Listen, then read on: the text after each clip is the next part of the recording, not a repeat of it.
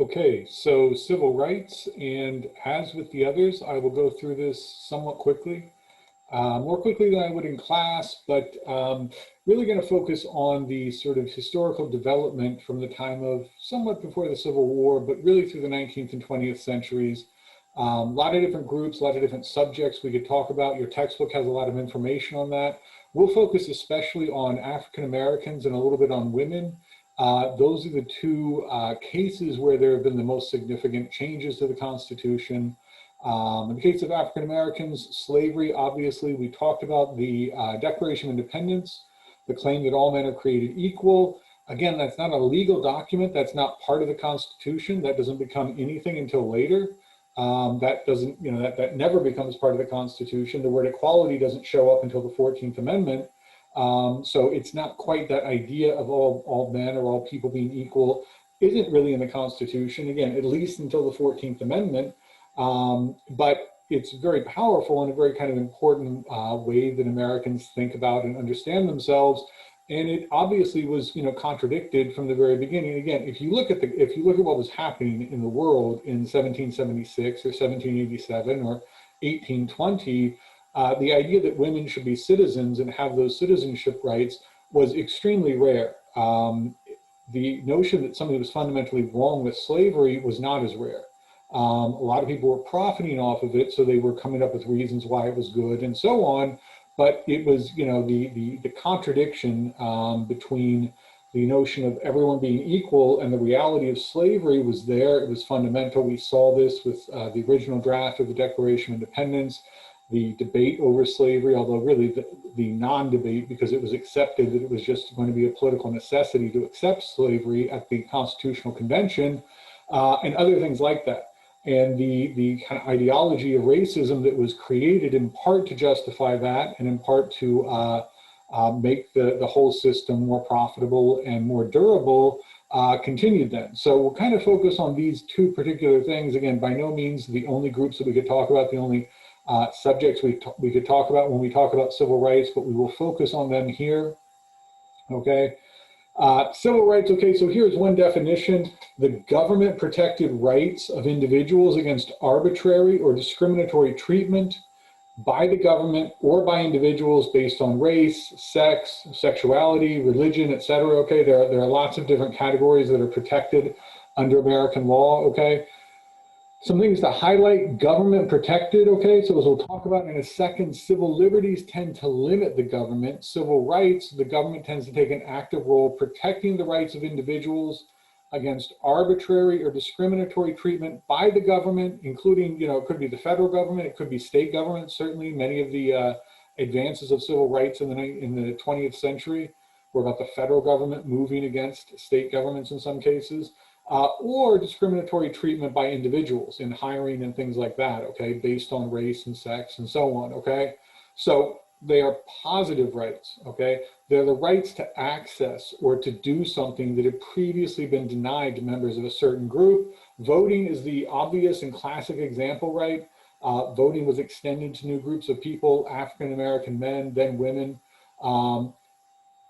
Education would be another thing, right? It's kind of part of politics. It's hard to be a fully engaged and knowledgeable and effective citizen if you don't have a certain level of education, knowing what's happening, knowing how to access and analyze and make sense of new information that you're getting. So education also an important politics, an important part or an important basis for politics, and that was certainly denied to people in different ways through segregation. So civil rights, it's a positive right. It's the right to do something, to access a positive good like voting, like education, okay?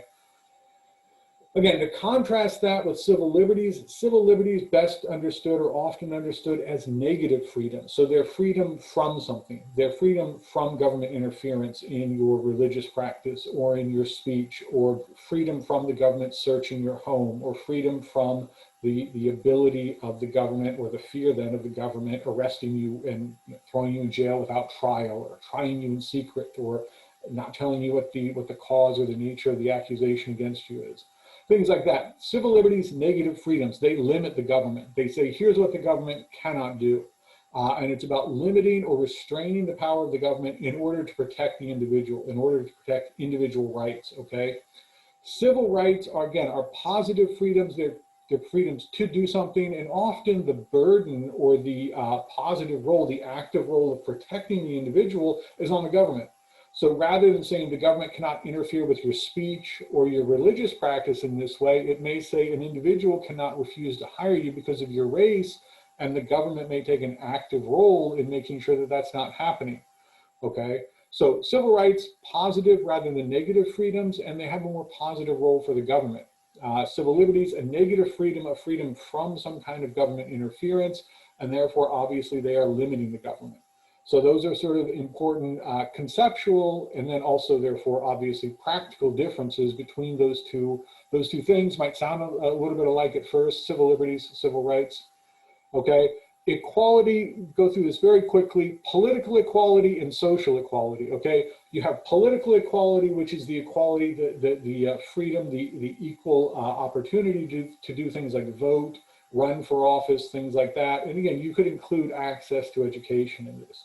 Social equality would be the equal treatment in public life, and to some extent private life. So some things are public in the sense that, say, a restaurant, right? That's not purely private, that's not someone's home, it's not a purely closed off private area, but there's kind of a social dimension to that, okay? So segregation was largely about denying African Americans social equality, okay?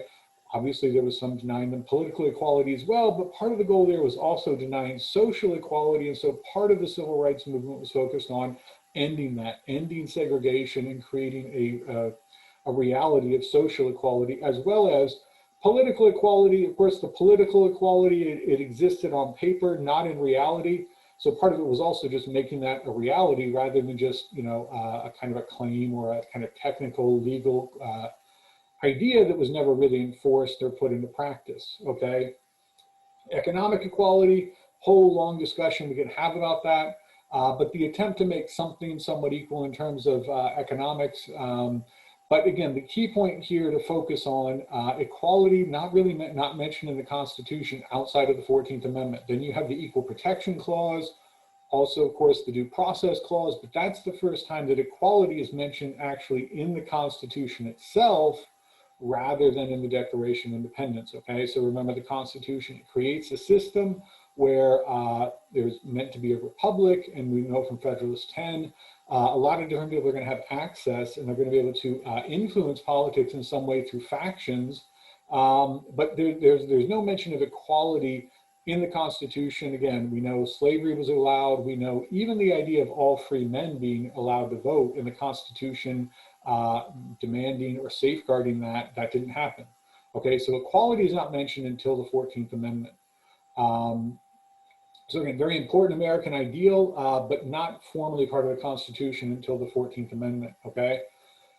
So when we look at civil rights, the 13th Amendment outlaws slavery, obviously a very, look at the Civil War amendments. So the 13th Amendment outlaws slavery, obviously a very important development in terms of civil rights, ending slavery, important.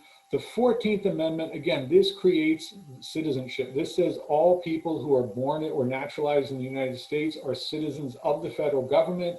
No state can deny them due process. No state can deny them equal protection of the laws. We've already seen how important that 14th Amendment was in the case of the incorporation doctrine and civil liberties, and applying the Bill of Rights to the states and not just to the federal government. Also very important, we'll see for civil rights as well. Okay, then the 15th Amendment, the right to vote is extended to all citizens. Again, at the time that meant all men. And even then, in practice, that was not the reality, and we'll talk about that a little bit, okay? But those Civil War amendments, very important, obvious change, as we've seen. We talked about federalism, we talked about civil liberties and the importance of the 14th Amendment. Okay, let's look at it really quickly. 14th Amendment, somewhat long for an amendment. It's section 1, okay? It says all persons born or naturalized in the United States and subject to the jurisdiction thereof are citizens of the United States, in other words, of the national government and of the state wherein they reside. So no state can deny a citizen of the United States citizenship in its own state if somebody resides there. No state shall make or enforce any law which shall abridge the privileges or immunities of citizens of the United States.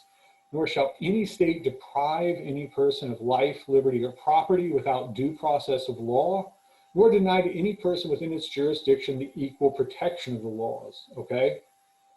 So a lot of the way that the 14th Amendment, what it actually means in practice, comes down to the way that those last two clauses are interpreted: due process and equal protection, okay? For a while after the 14th Amendment was first passed, that due process clause in the 14th Amendment generally was interpreted as only saying that the government cannot deprive somebody of life, liberty, or property without due process. Also, this was sometimes interpreted to be a somewhat more limited way to refer only to specific government actions and not to private discrimination, okay? So we'll talk about how that changes, okay? So equal protection clause, again, originally interpreted to refer only to depriving citizens of life, liberty, and property. So what that means is, first of all, private discrimination in things like employment and housing and all kinds of things was considered constitutional, okay?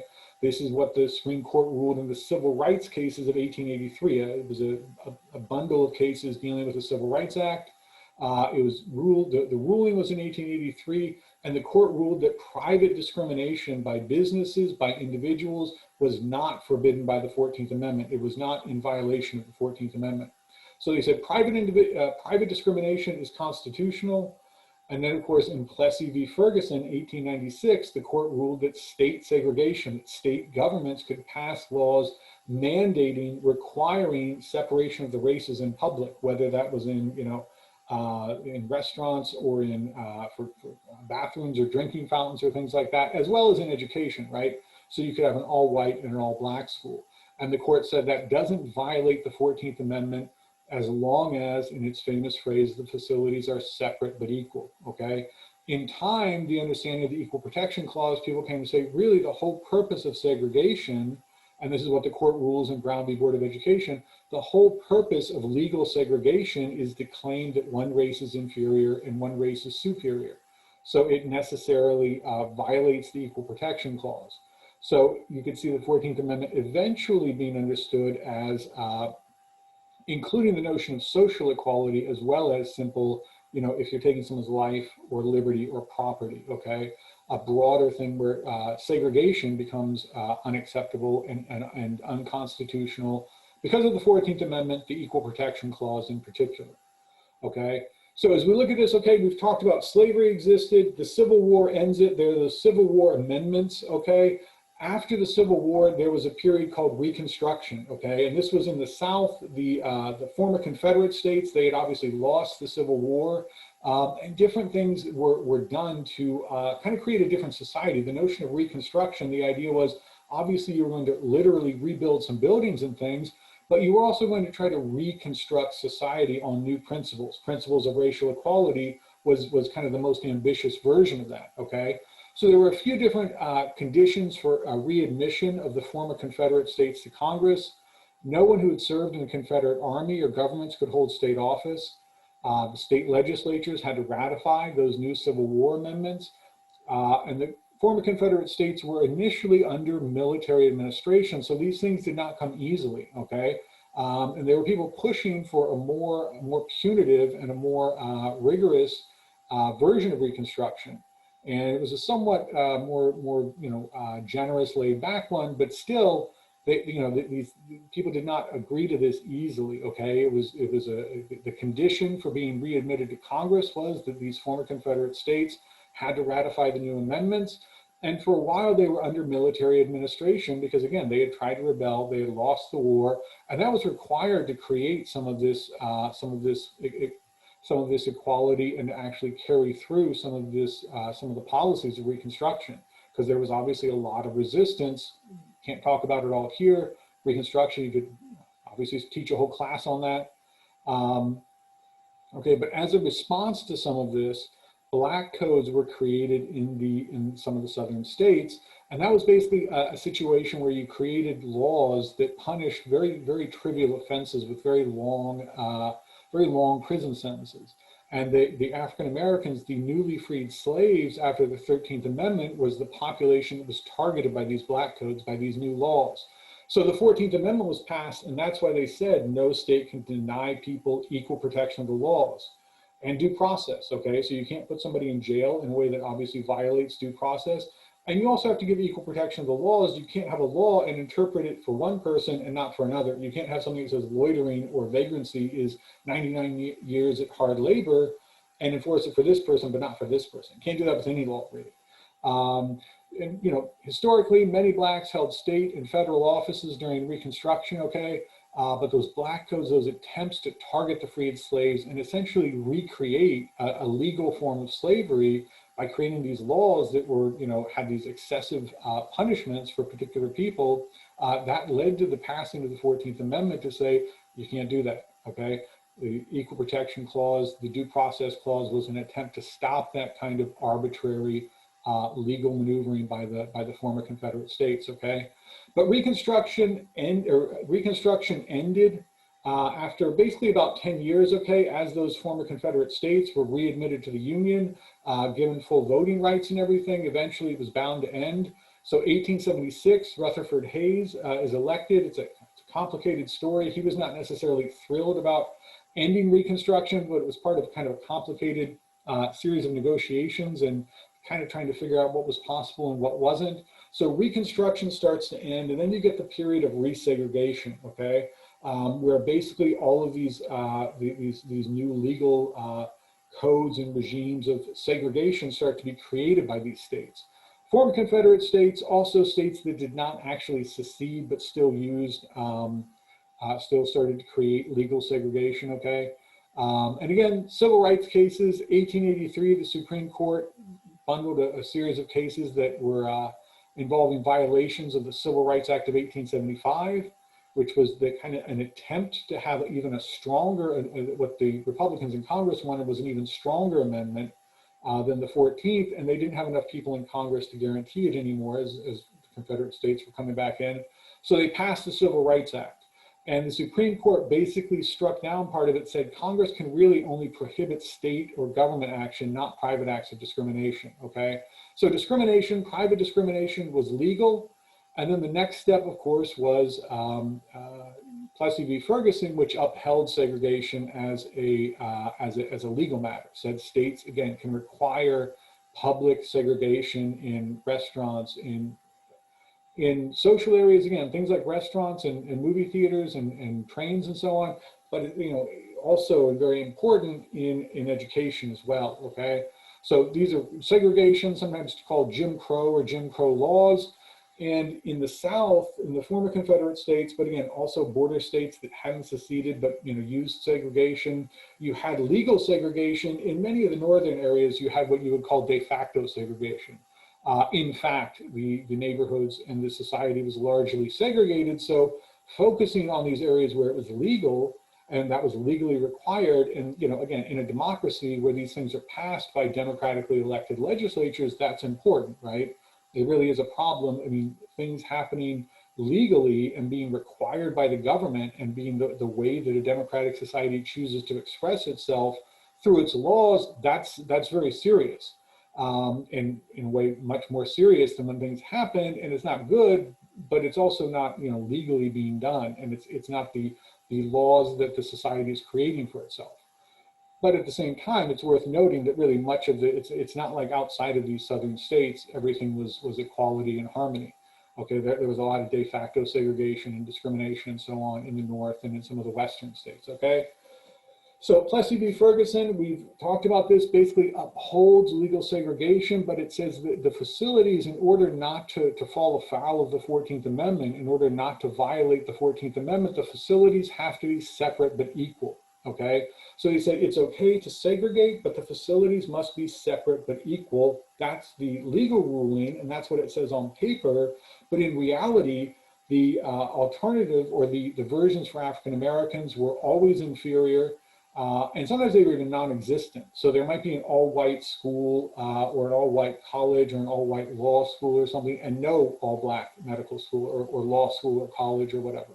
So the facilities were usually, you know, not equal, and sometimes again the alternatives were non-existent. And at first, when they were trying to challenge Plessy v. Ferguson and get it overturned, the Supreme Court, before they heard the decision that actually did overturn Plessy v. Ferguson and Brown v. Board of Education, There were a couple of other cases where they actually said, listen, you have to follow the precedent. Plessy v. Ferguson says separate but equal.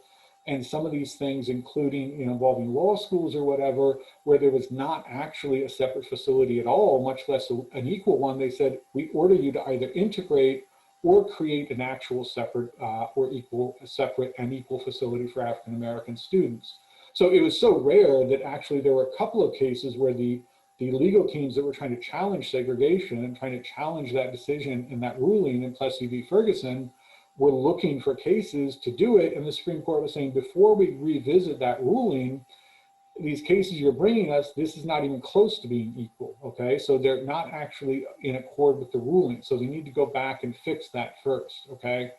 So that's what eventually happens. Brown v. Board of Education, they finally find a situation, a school district where the facilities are basically equal. The white schools and the black schools are basically equal enough that they can really look at the principle of segregation, okay?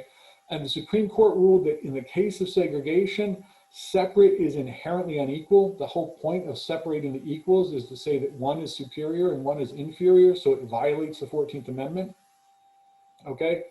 So the Supreme Court rules this, and a few years later, Dwight Eisenhower, the president, federalizes the National Guard in Arkansas to desegregate a Little Rock school. So you have the Supreme Court making a ruling, but remember the Supreme Court is relatively powerless to do anything. It can issue rulings and that's it. It doesn't have any kind of power to execute those rulings like the president does, like Eisenhower did here, nor does it have any influence over the budget. So it can't enforce them through funding, through passing bills that say funding for XYZ, for whatever, is contingent on or dependent on states following this law, okay? Which is what happened with Congress, which is what Congress did with the Civil Rights Act of 1964, okay? So Brown v. Board of Education rules that segregation is unconstitutional and it needs to stop. It does not stop. The southern states say that they're going to refuse to do it. The states that are segregating say that they will ignore the ruling. President Eisenhower takes a first step. He nationalizes the Federal Guard, uses them to help integrate. Segregate was when they were separated. Integrate was the idea of bringing them together. Uses it to integrate a public school in Arkansas. President Kennedy did that with some universities, okay? So there's an attempt by the president, by different presidents, Eisenhower and Kennedy, to use the federal government, to use that executive branch to carry out, to enforce that ruling by the Supreme Court. But there's still massive resistance across all these states. And it's when the Civil Rights Act of 1964 makes funding for schools dependent on, or contingent on, dependent on integrating, that's when it finally happens on a large scale, okay? So the Congress says basically from now on, if any state is segregating their schools, they don't get any more public money. They don't get any more federal funding for their schools. And that's when all the states decided, you know what, we can do this after all. I mean, they were making excuses. They were politically, especially in their elections and so on, they were saying, we're going to resist this. But when they were talking to the federal government, they would make excuses. They would say, it's too complicated, there's too much administration. And it was when they found out that if they kept segregating, they were going to lose that federal money because of the Civil Rights Act of 1964, an act of Congress signed into law by Lyndon Johnson. Johnson really did a lot of negotiating and things to help get it through Congress. It was when that law was passed, that act was passed, and they realized they were going to lose funding if they kept doing it. That's when segregation really ended in the schools across those southern states where segregation had been the law. Okay, so it's a good illustration of separation of powers. The Supreme Court says something is unconstitutional, but they can't really do anything about it. So the president starts to do it, starts to enforce the ruling, and then ultimately it's Congress that passes a law saying, okay, from now on, anybody in violation of this, anybody who's doing this does not receive federal money for this. And they finally eventually carry that out, okay? So all three branches involved in carrying through what the Supreme Court says, this is what's constitutional, okay? So the Civil Rights Act of 1964, one of the really major pieces of legislation from that civil rights era, beginning 1920s, 1950s is when it really starts to pick up, 1960s kind of being the high point. So the Civil Rights Act of 1964, it makes racial discrimination illegal in hotels, restaurants, other places of public accommodation, okay? So these things that are not education and that they're not governmental things, but they're social areas, okay, still public. It makes racial discrimination illegal there. It forbids discrimination on the basis of race, color, national origin, religion, or gender, okay, in employment. So it forbids discrimination in employment. You can't refuse to hire somebody because of these things. And again, race, color, but also gender, religion, national origin. It creates the Equal Opportunity Commission, or the EEOC, which is basically the enforcement body. So it's saying from now on, you cannot discriminate in hiring, employing people and so on, but what good is that if there's nothing, if somebody discriminates, what can you do about it? Well, it creates a commission, a federal body to investigate claims of discrimination and to act on them. So it creates an actual enforcement mechanism. In addition to saying, here's what the law is now and you can't do this, it also creates an enforcement mechanism for people who violate that law, okay? Provides for withholding federal grants from state and local governments, other institutions that practice racial discrimination. It strengthens some voting rights measures, but not enough. There will be another major Civil Rights Act passed the next year, the Voting Rights Act of 1965, and it authorizes the Justice Department to initiate lawsuits to desegregate public schools and other facilities. So again, it says no more segregation, and we're going to authorize the Justice Department to start lawsuits, to start suing municipalities and school districts and anybody else who continues to segregate, okay? So it was a very far-reaching, very effective piece of legislation that really changed American society in a lot of ways, really finally ended segregation, okay? And Lyndon Johnson, who was a Democrat from Texas, had a career in the Senate. Before he became vice president, of course, only became vice president because John F. Kennedy was assassinated. Johnson really was instrumental in kind of getting that through Congress, really understood Congress very well. And, you know, it was people still wonder, you know, how many presidents would have been able to actually negotiate and sometimes inspire and sometimes coax and sometimes bully different members of Congress into voting that way, okay? So step back a little bit, resegregation and voting, okay? So when we get into this post-Reconstruction period, okay, let's look specifically at voting. What happens? There's a widespread effort to stop African Americans from exercising that 15th Amendment right to vote, that new constitutional right to vote. So what do? Literacy tests, right? A lot of these things you may have heard about. Again, I'll go over them very quickly because this isn't really a history class. But literacy tests, right? Attempts to test whether or not somebody can read, administered to blacks, usually not to whites, okay? So it was an attempt to kind of stop them from voting because of course it was illegal in most states to teach slaves to read. So at least at the beginning there, it was, it was common for the newly freed slaves maybe not to be literate. And of course, again, there were always ways you could make these tests more complicated, more difficult, okay? So it was an attempt, there was one thing, okay? The grandfather clause, one of the ways that they got around administering it to whites was to say, well, Oklahoma was one of the first states to do this. It said, if your grandfather was a citizen in 1860, then you don't have to take the literacy test, okay? And obviously the idea was 1860, before the Civil War, before the 13th Amendment, before the Emancipation Proclamation. If your grandfather was a citizen, basically if you were white, this was struck down. Grandfather clauses, the whole idea, not just the idea, it's actual laws. The laws were struck down in 1915 by the Supreme Court in a case called Ginn v. United States. And, 1915, not a high point of civil rights, or in fact, there was that whole resegregation, that whole kind of giant backlash against the growing, in some cases, the wealth, but the political power, the social emancipation, all these things of the African-American community, a huge backlash. Things like the Tulsa race riots started to happen. And 1915 is kind of in the middle of that. Even then, though, it's so arbitrary, right? This is a perfect example of a completely arbitrary law that singles one group out and says this group doesn't have to do it for no reason. So even then, the Supreme Court was like, look, this is too far, okay? So they struck down grandfather clauses as unconstitutional.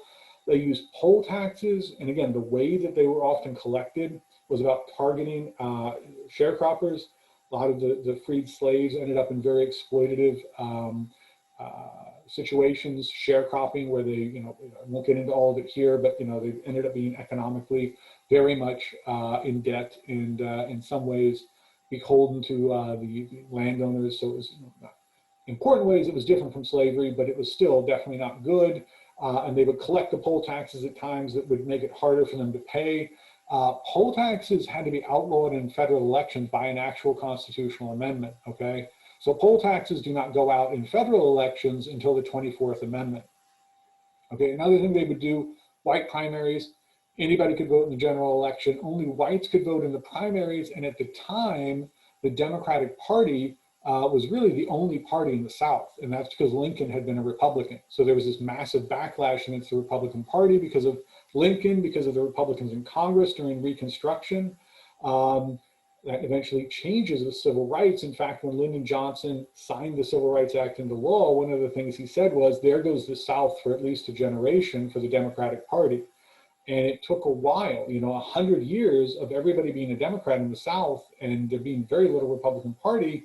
At first, when the Southern states and when those representatives, those people in Congress did start to break away, they kind of tried to create a party called the Dixiecrats.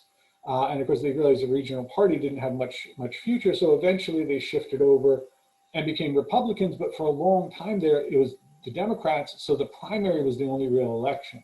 So if you could control who voted in the primary, you could largely control what happened in the general election as well.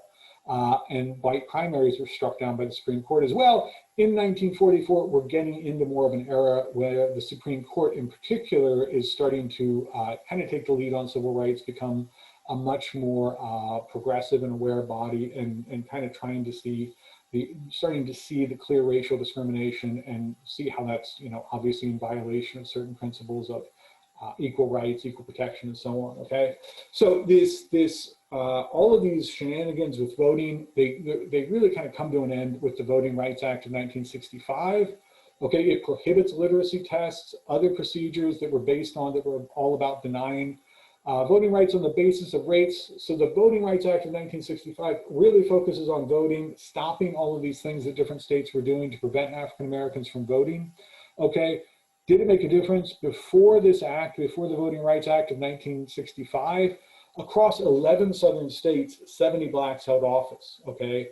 By the early 1980s, so about 15 years after it's passed, after it really has time to take effect, there are more than 2,500. Okay, so you go from 70 in these 11 states, 70 elected African-American officials, to more than 2,500, okay? Obviously, it made a massive difference, right? And obviously, all of these different attempts to stop black people from voting were very effective, okay? And it's the Voting Rights Act of 1965 that finally ends it, and then you get thousands of elected officials across these southern states where in many cases, the black community is very large, and certainly in particular areas, you even have majority African-American population, but you don't see that in the voting results and the election results until this Voting Rights Act of 1965. Okay, finally, women. So those are important things. Again, you begin with slavery, you go through the Civil War, Reconstruction, then segregation. You have these changes, in some cases constitutional changes, the Civil Rights Amendments, or the Civil War Amendments in particular, 24th Amendment as well. Some of these other things that really kind of change the face of American society and American politics, okay? Again, a lot of other examples, groups we could talk about, but just to focus again on the specific constitutional thing. Okay, look at women who, again, obviously did not have the right to vote at the beginning of the country. Okay, it's the 19th Amendment in 1920 that gives all women the right to vote. Some states had already done that. Okay, but the 19th century, if you look at this, okay, if you look at the laws and such from the 19th century, women were unable to vote. They were unable to own property. Okay, so you could not own property as a woman. Oftentimes, like if you were a man who owned property and you had a daughter and you wanted to give it to her, you just had to leave it to a male family member and hope that he would let her use it. And of course, women couldn't gain property through working, through doing whatever. Divorce proceedings almost always favored the husband. It was difficult for the wife to divorce, even if he was abusive, but if he wanted to leave her, it was usually much easier, okay? So again, when you look at this, well, voting, of course, one of the arguments at the time was women don't want to be involved in politics. It's not appropriate for them. It's going to dirty them because of the real world concerns and so on. But when you look at what happens when you deny a group the right to vote, right, you can see these kind of terrible situations where, you know, if you're a woman in an abusive marriage, there's very little you can do. If you want to own property, you can't do anything. Once women are given the right to vote, obviously these laws change, right? So you can see how important voting is and how much, what an essential way it is for you know, half the population to actually express really basic interests and really even just basic recognition of humanity, where, you know, hey, maybe we should be able to own property. Maybe, you know, we should be able to leave an abusive husband, okay? Doesn't happen though until they're given the right to vote, okay? This last image, okay, and again, this goes back to federalism as well, okay? This is an image and you see that it was mostly Western states that first allowed women the right to vote. So here it is, the awakening, it's these, you know, women in the states in the eastern part of the country. In the West, they've already done it. So you see, you know, it's a illustration from the time, but again, you see that principle of federalism there and how some states, especially in the West, for whatever reason, were more willing to do this. They did it and the rest of the country started to notice and said, hey, you know, it's working and it's also good and we should do that. Okay, so there is a fairly quick version of civil